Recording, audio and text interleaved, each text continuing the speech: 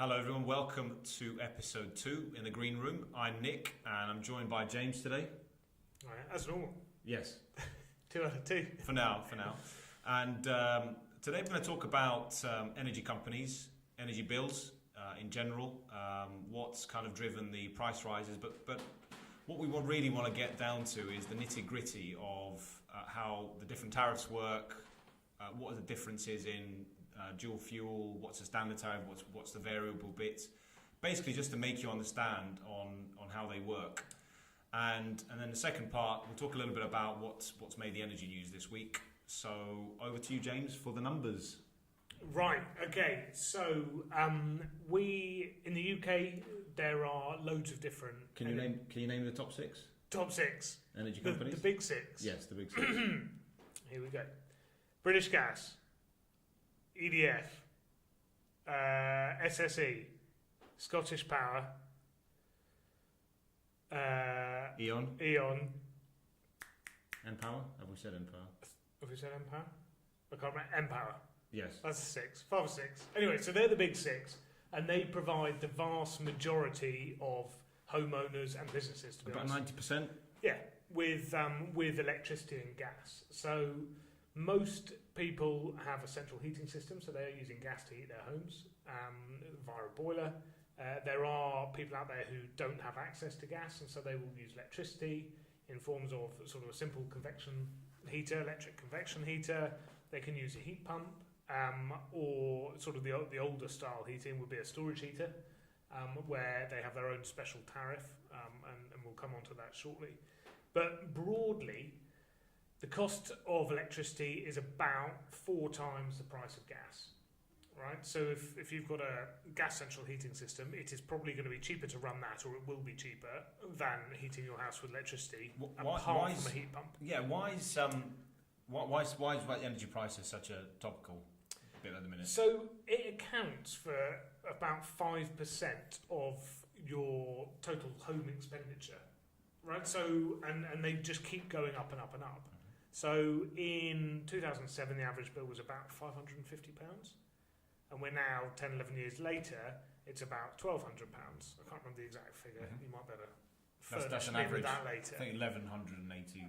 And so you can see, in that short space of time, energy bills have more than doubled, and we expect, as time goes on, for energy prices to keep going up. Now, the wholesale price, with the price of oil was, it was over $100 a barrel. It dropped, and then it's kind of steadily going up again. However, it's not like the energy companies have sort of thought, you know what, I'll give you some of that money back. So the energy bills have stayed where they are despite these massive fluctuations. And so I think as the price in oil continues to rise, energy prices will continue to rise as well. So I think that's kind of the big issue. You'll have also seen that loads of people just stay with their energy provider. And so, loads of people are very loyal to someone like British Gas and have been for a huge amount of time. And they are not getting the best deal they could be for their electricity or gas. The service might be fantastic, but electricity from one company is exactly the same as electricity from another company. I remember OVO did an advert about Unicorn Power. Their electricity was special as a sort of bit of a joke, but it's very true. If you can find someone who can provide electricity cheaper to you or gas cheaper to you, it is the same unit of gas. So it doesn't matter who provides it. So obviously, if you can make a saving there, it's worth doing. Provided you know how to. Now the problem, what I've found is that when people call up and stuff and they want to know, it's a tricky thing to go about doing it. So normally, because they've been quite loyal to their energy company, they go back to the energy company, and then the answer that you get back is, well, listen, don't worry, we can fix you for the next 3 years. But actually, what you're saying is it's probably a good thing to shop round. Comparison sites? Yeah, we talked about the big 6, but there are loads of little companies now, and some are now not so little. Things like OVO that started a few years ago is now actually quite a big player in the market. But these comparison sites basically allow you to go and enter your energy readings, essentially, and they will then predict what your bill would be this year, and they'll predict what your old tariff was.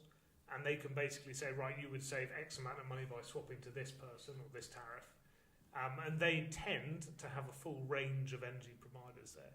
So it's definitely worth looking at. But I think what we should kind of do is break it right back. So on an energy bill, right?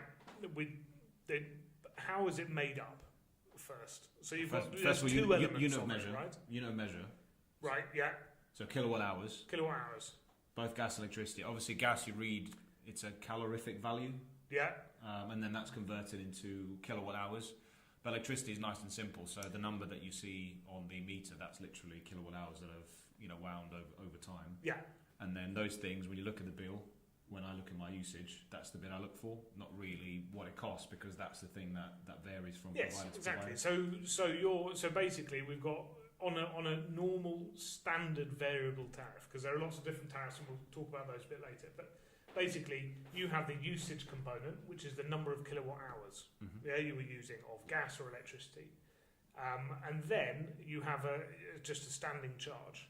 So for the privilege of having electricity or gas in your house, you have to pay the energy company a certain amount per day, and so those two elements together basically make up your energy bill, right? So and that's on both gas and electricity. Now some people will have gas with one energy supplier and they'll have electricity with another supplier, right? So we'll try and sort of break it down very, very simply. So I had the SVT a couple of months ago, and then I decided. So that's standard variable tariff. That's right. Okay. And then that was a British Gas, and I'd been with them for about 10 years actually. So what you've said there, it's loyalty. Okay.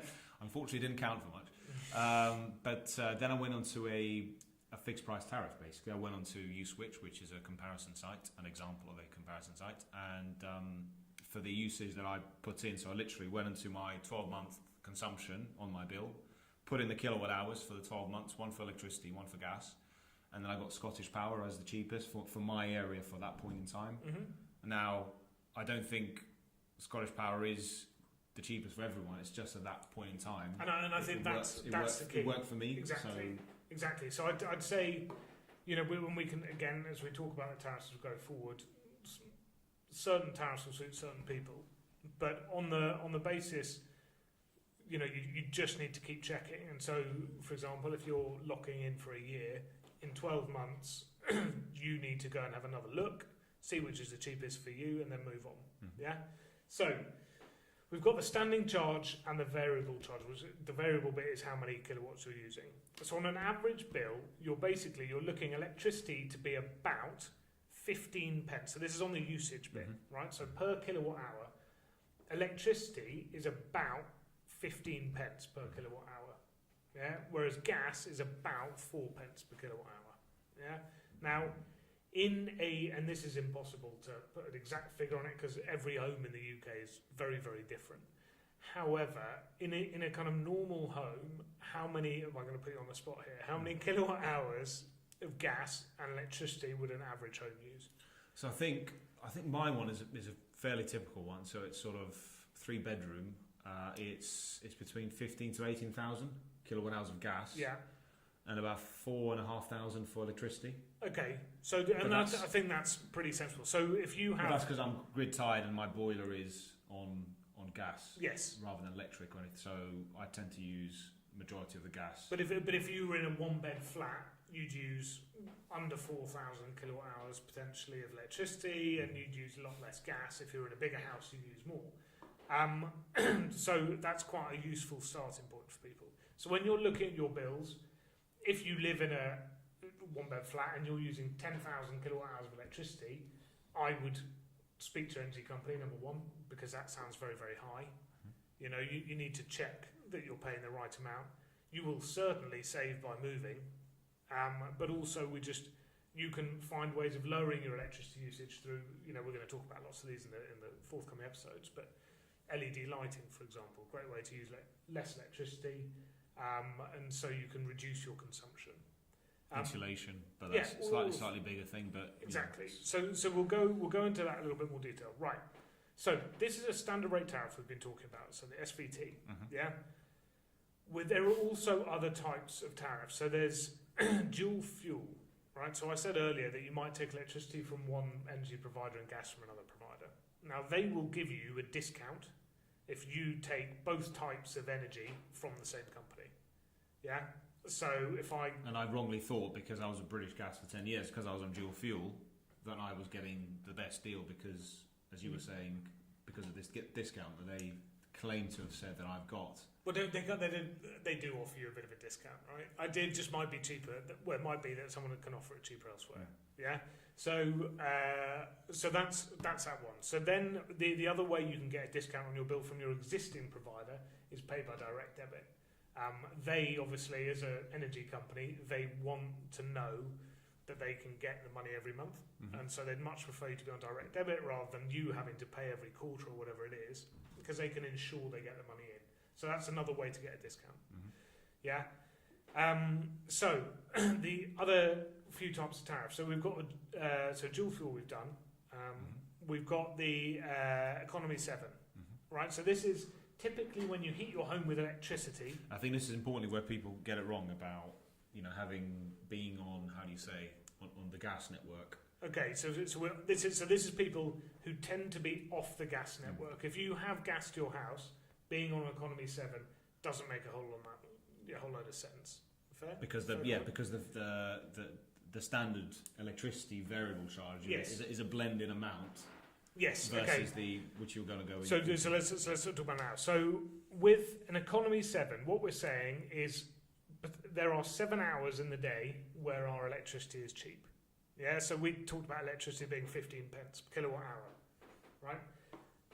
On economy 7, it's normally between midnight and 7 a.m, but it can be around those hours. And the economy 10 exists as well, where it's 10 hours instead of the 7 hours. But basically, you get electricity at that time cheaper.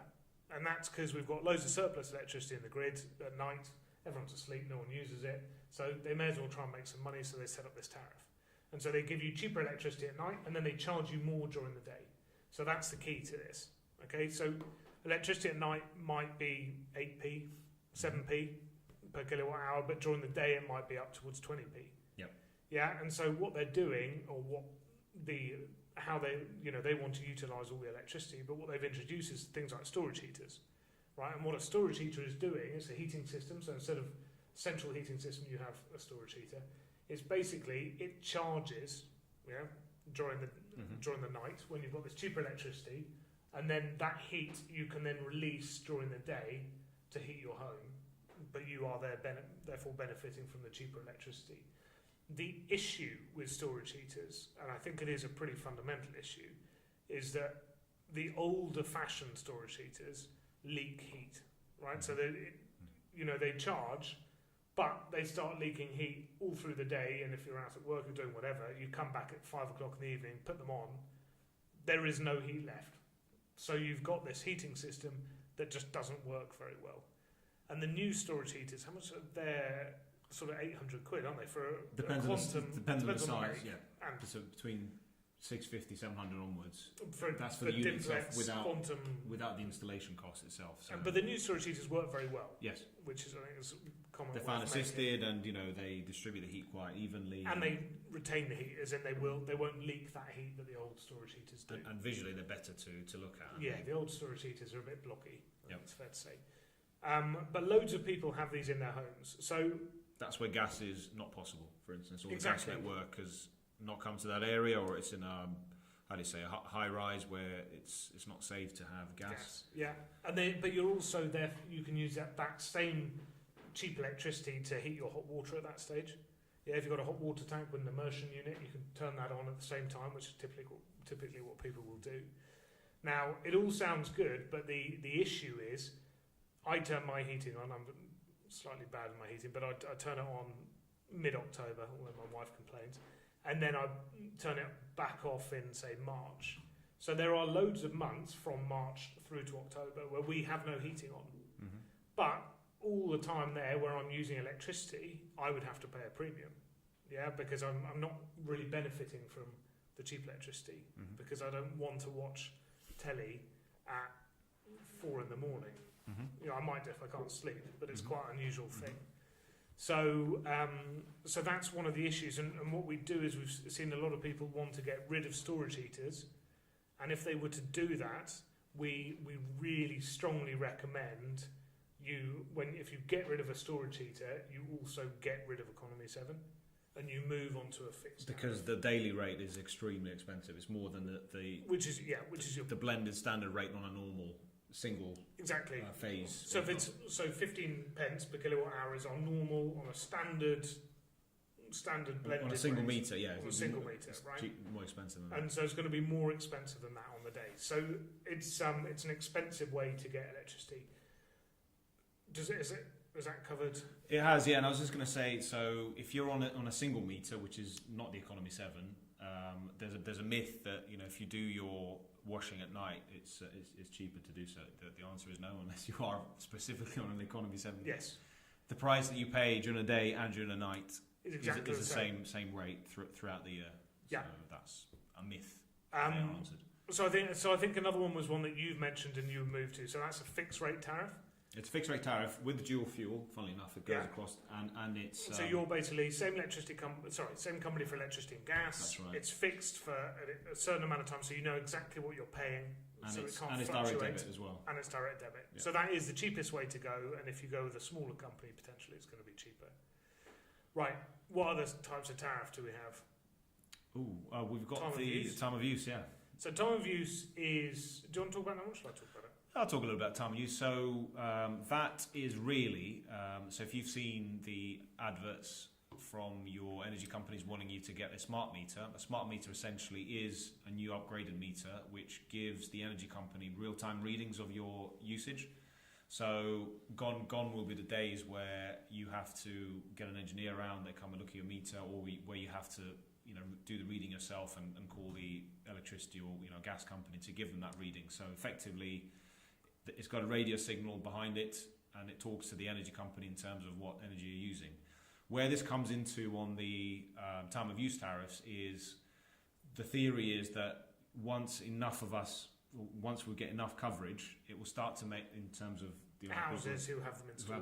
Have them installed. Mm-hmm. It will make sense then for energy companies like British Gas, SSE, and so forth to offer rates that vary based on the time of day that you use it. So for instance, we normally use electricity in the mornings when we go to work, so we turn the kettles on, we have a shower, etc. We also use it in the evenings when it's time to do the cooking, and we watch the TV. We tend to use appliances quite heavily in the evenings when we come back from work. So based on those peaks and troughs, electricity will be priced accordingly. So they will charge more when demand is high. Yes, because those times, because to do with the grid load. So what they want to do is, at the minute, the load on the grid is very high during the day. First thing in the morning, low during the day when we all go to work, and then high again when we come back in the evening. So what the plan is, if you have time of use tariffs, that would encourage people to be a lot smarter about how they use the energy. So with appliances, you can potentially control them remotely to use them during the day when it's cheap. Mm-hmm. Also, you're talking about clever storage techniques. So i.e. if you've got a hot water tank, you might want to charge it up during the day and then take your shower in the evening when it's expensive. It's sort of like a slightly more sophisticated Economy 7.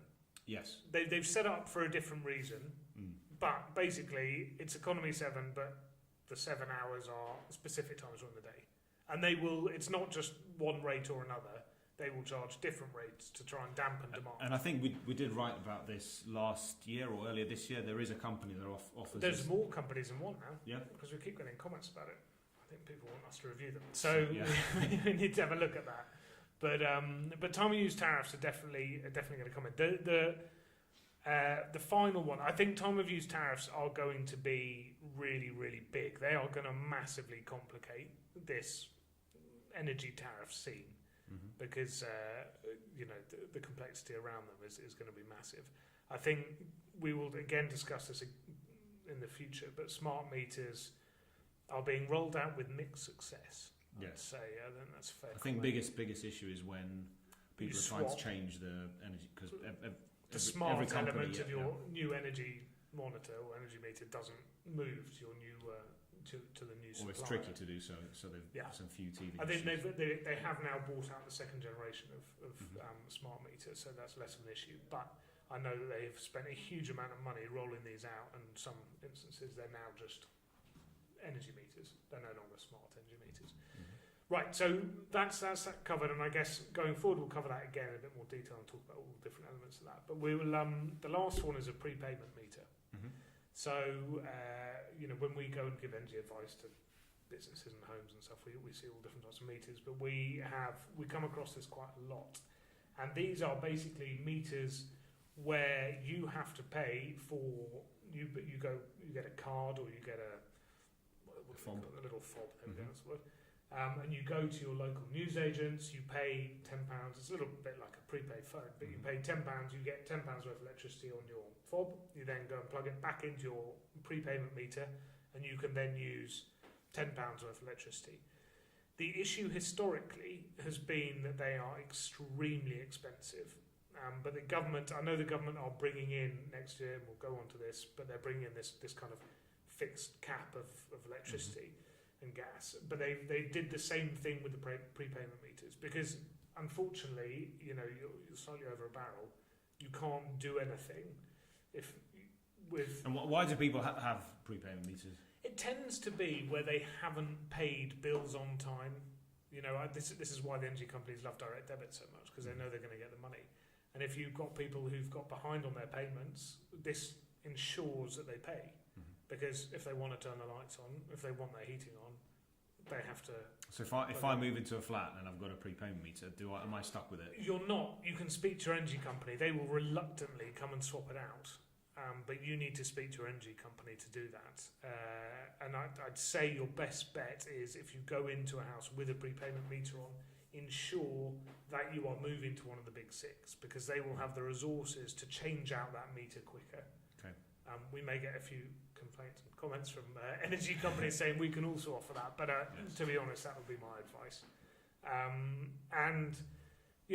It's a really tough situation, because unfortunately you have to make a decision. If you want the electricity, you want the heating, you've got to pay for it. Which we wonder whether that's fair. But that's kind of how your energy bill is made up. Well, I was going to say, so we're talking about the big six versus the new entrants, and maybe Harry can shout out a name or two. But it was quite. We didn't mention it in last week's podcast, but basically, you've had a lot of new suppliers. So as the market has opened up, and it's important to say, so the big six, they're also generating their own electricity, so also they also retail to the customer. But they're split. So Centrica, British Gas, it's split those two divisions. But they have that capability, basically. Whereas recently, when the market has opened up for retailers, essentially you've got companies like Marks and Spencer's, OVO, as you mentioned, Utility Warehouse. Harry, are they still going, or were they one of the ones? Utility Warehouse, I thought they just packaged all the different bills under one. So I'm not 100% sure about Utility Warehouse, but there was One Select, a company last week went into administration. Basically, the idea was First Utility. That's who you meant, not Utility Warehouse. But we're going to have to just double check which one has gone bust. But essentially, when the energy prices were fairly low and stable a few years ago, a lot of the entrants came into the market and offered quite competitive rates on the. And the reason to do that was to get customers. Was to get customers, but also it was a good time for them to come in, because the price of gas was quite low. The big companies tend to hedge, so they look forward in the next 12, 18 months to kind of hedge for the upsides and downsides. But effectively, that means they're locked into a certain price. But if you come in when the price is low, you can undercut a lot of the big providers. Yeah, which is fine until what happened the wholesale prices go up, and then they're a little bit squeezed out the market. Squeezed out the market because your rates are too generous. So you're getting you're paying out more than the income that you're getting in. So obviously the numbers don't work. Yeah, and probably you don't have enough of a customer saturation for it to get new customers to pay back for. So if I am a customer of one of these smaller companies and I hear they go out of business, do I need to panic? Ooh, I don't know. No, you don't need to panic. I've had a look at this. No, you don't need to panic at all. So basically what you've got to do is you've just got to sit tight, and the government will... what happens to electricity? Still goes, it still works. But the government, they will look and basically assign an energy provider to you. Right. It means that we're all paying slightly more for our electricity and gas for these to cover this, but you will be assigned. So you just sit tight, and you will then get given a new energy provider, and at that stage you can then move. Okay. If you try and move during the process, creates all sorts of confusion, as you can imagine, and the whole thing. So best to sit tight, yeah. Basically. Mm-hmm. I think that is sort of very solid advice. As I said before, the electricity that I get out of the plug when I plug something in is exactly the same. Doesn't matter who I buy my electricity from. Mm-hmm. Yeah, and I know there's lots of green tariffs floating around. Mm-hmm. Now, we didn't talk about that. Yeah, but they're not producing some are, but most of them aren't producing that electricity themselves. They're not all, they haven't got loads of wind turbines, Mm-hmm. and that wind turbine is producing electricity, and that is somehow being routed to your house. Yeah, that just doesn't. So if I'm a green tariff in Southampton and the wind farm is on the coast, off the coast of North Aberdeen, then you ain't getting that electricity, right? The losses would be too big, it'd be too expensive. It's just a ridiculous idea. Yeah, transmit it but also, to the other. so whatever power station is closest to you, essentially will be the electricity you're getting. Mm-hmm. So you are paying a premium for all. A bit of both now, but you tend to be paying a premium to be on a green or an eco tariff. Mm-hmm. But do remember that the electricity you're getting may not be from a wind turbine or solar PV or something like that. Mm-hmm. It will be from the closest power station to you. Mm-hmm. But that energy company is paying a premium to be associated with those sort of green. So the answer to that, what you said, when an energy company goes bust, and we will cover it in our energy bills, it's about £80 million really per annum. Blimey. So that all gets added to the bills and gets spread out. So essentially, we will kind of have to pay for it. When. But we'll pay for all sorts anyway. But no, I think that's a fair point. It's a lot of money, isn't it, for that? I think as energy prices, as they seem to be going up, there are going to be far fewer new entrants, and it will be the other way. So the entrants will be dropping out, if that makes sense. So the new upstarts will be disappearing from the market. Having said that, there are definitely some of the smaller companies have really got a foothold now. Mm-hmm. I mean, there was one, I can't remember the name for the life of me, but it had 300,000 customers. And this is a tiny company. Yeah. That's a decent size, and that was one of the ones that went bust. So a surprisingly large number of people have swapped. And I know the government have been very, very keen to move people from who've just been sat on their tariffs for however long, paying their energy bills. You don't even check, you just pay every month by direct debit. They've been really keen, and they've talked about switching sites and that sort of thing over the last couple of years. They had a massive media blitz on it to try and encourage people to do that. And I would still massively encourage people to have a look at switching sites. So we have U-Switch link on our website. You can go and have a look at that. If you go onto our website and type U-Switch in the search, press the search, it'll appear. It's in the top bar, but it'll allow you to then switch to a cheaper provider. And bear in mind, the electricity is the same whoever I get my electricity from. It's just either cheaper or more expensive. Then for me, you're better off going somewhere cheaper. So Harry's importantly said while we were talking that even if you're on a prepayment meter, you can still switch tariffs. So you can still shop around and find them. Do all the energy companies offer prepayment tariffs? Pretty much. Yeah. Sorry, that was a yes. That was we need to check that. Maybe we'll answer that one at the beginning of next week's. Okay, right. So that is, in a nutshell, I think we've sort of covered there, done it to death. That is your energy tariffs. Mm-hmm. Home and warm discount. Should we talk ever so briefly about that, or should we save that for next time? But essentially, is if you're at a certain age, you get a bit off your exactly. bill. So, and anyone can get it, I think. Still, we'll come back with more detail on that one. But maybe just flick and see what was in the news. So we had the UN conference on climate change in Katowice in Poland. In America, so I'm impressed. COP24, so hashtag COP24. So I think it went for days and days, and they're trying to reach an agreement on various number of things. One thing I found quite interesting, which was in our energy news this week. So whilst they were talking and discussing, as you know, coal is a massive emitter of CO2, so they were looking to reach an agreement to phase that out. But apparently the EU has different sort of rules and dates about phasing things out, so it's gotten a little bit inconsistent. Let's just say I'm shocked to the mood to the mood of the climate change talk. So okay. We'll just have to follow that one and see where they get to. Yeah. So I found that quite interesting.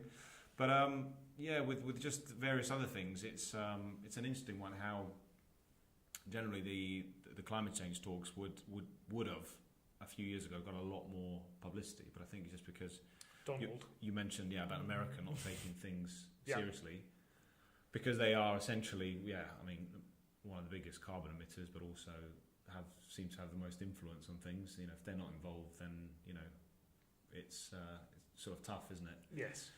Which is unfortunate, because you never seem to get agreement on what a set of goals are, and therefore if you've got any targets, they seem to just move off, and you seem to go from one conference to another, really. Yeah, no, I think that's fair. And I think the American withdrawal from the talks and being part of it has just been detrimental, as you say. I mean, it's lost a lot of its impetus.